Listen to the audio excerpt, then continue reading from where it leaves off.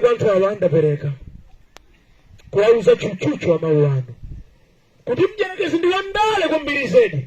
ama onetsa zinthu ngati zokoma koma mpito wake ndikumanimbanenetsa ilipo njira yooneka ngati yokoma kwa munthu mautelo wake ndi njira zaifa achimwene angawa ndi zimene akutsatira akamaledzera amadzera ngati dolo iwowa koma kachaso ameneyo wapweteka amati akasamba amaoneka monyezimira ngati adzola soto mavuto akachaso ndi ameneyo ndikupemphera achotseni mnjira yachitayiko abambo anga abwezali olemera kwambiri zedi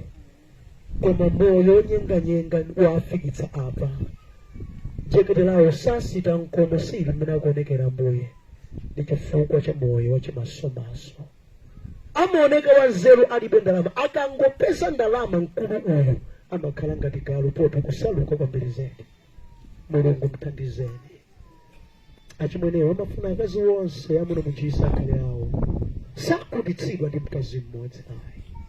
ali ndi ana mbirimbiri odziwika ndi osadziwika omwe mkulu wake ndi amene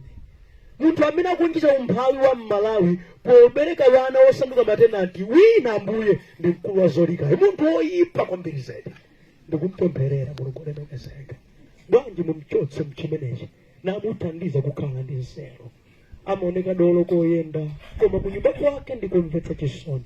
bafa limene amasambira mkuluyu ambuye lina liwoneke pagulu pano akhoza kuzolika koma ndiwo amatama ngati finye pothera ambuye muthandizeni akwere kwa inu achemwali angawa ndikuwapereka m'manja mwanu chauta achemwaliwe kukana amuna sadziwa amalipeza ndithu banja koma sililimba kamba kachimasomaso mayi ngolalata kwambiri uyu mayi amakhulupira zitsamba kwambiri zedi uyu amanyada kuma kwawo kulibe kalikonse uyu amapikisana ndi mamuna adawaleka si awo amwaterelewa mbuye ndikuwapempherera athandizeni kuchotsa moyo wa matama ndikukhazikika pamaso pano amangobereka wana koma azibambo wawo sakhanawo pabanja akuzuzanso nkhalamba imene abereka kalewo ambuye kodi moyo amatere athandizeni mungokhulupirika dandaulirani abambo wawo atate amene masiku awo khala mu dziko lapansi ngochepa kale ndi okalamba koma sapemphera ndi okalamba koma amasuta fodya kwambiri zedi mkulu ili fodya simampadera ambuye mthandizeni ndi matenda ndithu amenewa kuti akhoza kukhala wabwino pamaso pano chisomo chanu chifikire wonse akulapa mtima pamaso pano mwa Yesu Khristu amen.